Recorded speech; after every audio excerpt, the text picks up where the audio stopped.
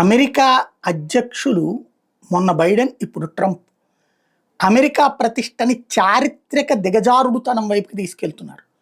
మతి స్థిమితం వీళ్ళకి ఉందో లేదో తెలియట్లేదు.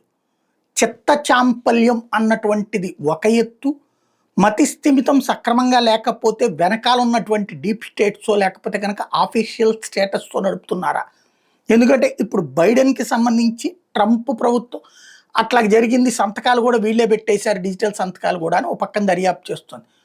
ఎదురుగుండా అంతర్జాతీయ పాలకులుంటే ఇట్లా షేక్ హ్యాండ్ ఇవ్వడం బదులు ఇట్లా షేక్ హ్యాండ్ ఇచ్చినోడు, ఇటు పక్కన స్టేజ్ ఉంటే ఇటు పక్కకి వెళ్ళిపోయినోడు, అంత తలతిక్కగా ఉన్నటువంటి ఆయన చేతను ఏదో రెండు స్టేట్మెంట్ ఇప్పిస్తా ఆయన అమెరికా అధ్యక్షుడిగా చివరి రోజు దాకా నడిపించుకొచ్చారు బైడెన్ హయాంలో. ఇప్పుడు ట్రంప్ రోజు పిచ్చి పిచ్చిగా మాట్లాడతాడు. ఏం మాట్లాడతాడో ఆయనకే అర్థం కానట్టు మాట్లాడతాడు.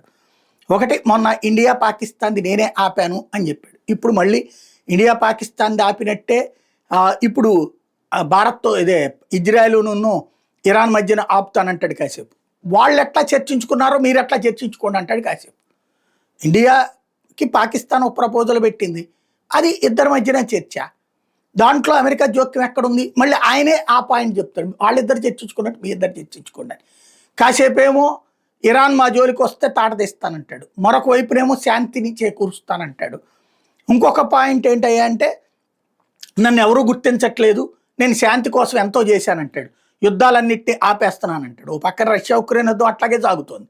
అట్లాగే ఇంతకుముందు ఇజ్రాయెల్ను పాలస్తీనా యుద్ధం ఇప్పటిదాకా సాగుతాను, ఇప్పుడు అది కాస్త ఫ్లేరప్ అయ్యి ఇరాన్ ఇజ్రాయెల్ కింద వారి కిందకి మారి ఇంకా ఇది ఏం శాంతిని చేకూర్చాడు?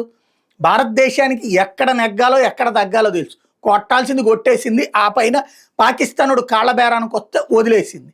అంతేగాని రోజు కూర్చుని ఏళ్ల తరబడి సాగదీసుకోవడానికి అమెరికా ట్రాప్లోనూ లేకపోతే కనుక చైనా వైట్ ట్రాప్లో పడదు భారత్. కొట్టాల్సింది కొట్టేశాం కాబట్టి వాడు అడగగానే ఓకే అని చెప్పింది. ఇది ఆ పిచ్చోడికి అర్థం కావట్లేదు. సగం బుర్రతో పనిచేస్తున్నటువంటి ట్రంప్ చేస్తున్నటువంటి వ్యాఖ్యలు, నన్ను ఎవరూ గుర్తించట్లేదు, నన్ను శాంతిదూతగా గుర్తించట్లేదు అన్నటువంటి చూస్తే ఆ నోబెల్ బ్యాచ్ వాళ్ళు ఎవడన్నా కనుక ఈయన్ని గుర్తించి పాపం ఏదైనా శాంతిదూత ఇచ్చేదాకా ఇట్లాగే వాగుతాడు అనుకుంటా.